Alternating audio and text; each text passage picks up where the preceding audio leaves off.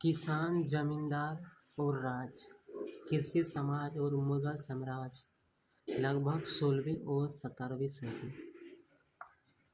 16वीं-17वीं सदी के दौरान हिंदुस्तान में करीब 85% लोग गांवों में रहते थे। छोटे खेतिहर और भूमिहार सम्राट दोनों ही कृषि उत्पादन से जुड़े थे और दोनों ही फसल के हिस्सों के दावेदार थे। इससे उनके बीच सहयोग, प्रतियोगिता और संघर्ष के रिश्ते बने। खेती से जुड़े इन तमाम रिश्ते के ताने बाने से गांव का समाज बनता था।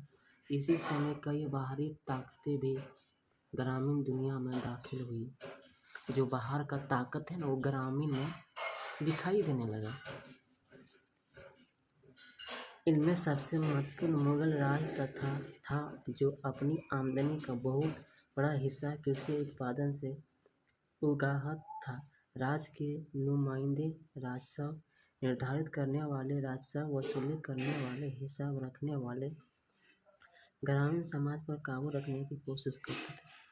जो ग्रामीण समाज है उस पर काबू रखने का प्रयास करते थे। वे तसल्ली करना चाहते थे कि खेतों की जुताई हो और राज उन उपज से अपने हिस्से का हर समय पर मिल जाए, क्योंकि कई फसलें बिक्री के लिए उगाई जाती थी। इसीलिए व्यापार, मुद्रा और बाजार भी गांवों में घुस आए। इससे खेती वाले इलाके में शहर से जुड़ गए। किसान और कृषि उत्पादन। खेतिहर समाज की बुनियादी इकाई गांव में थी, जिसमें किसान रहते थे।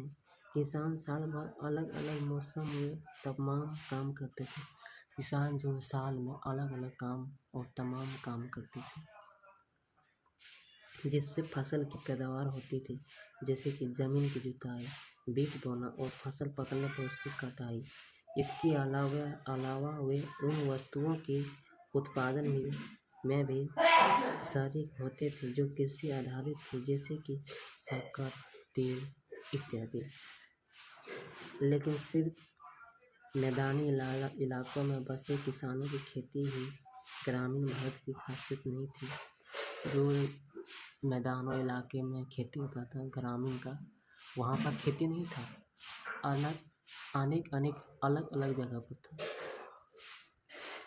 जैसे कि सूखी जमीन के विशाल हिस्सों से पहाड़ी वाले इलाका, जहाँ उस तरह की खेती नहीं हो सकती। जहाँ सूखा है, पहाड़ी इलाका है, वहाँ पर खेती नहीं होता था, वहाँ असंभव था।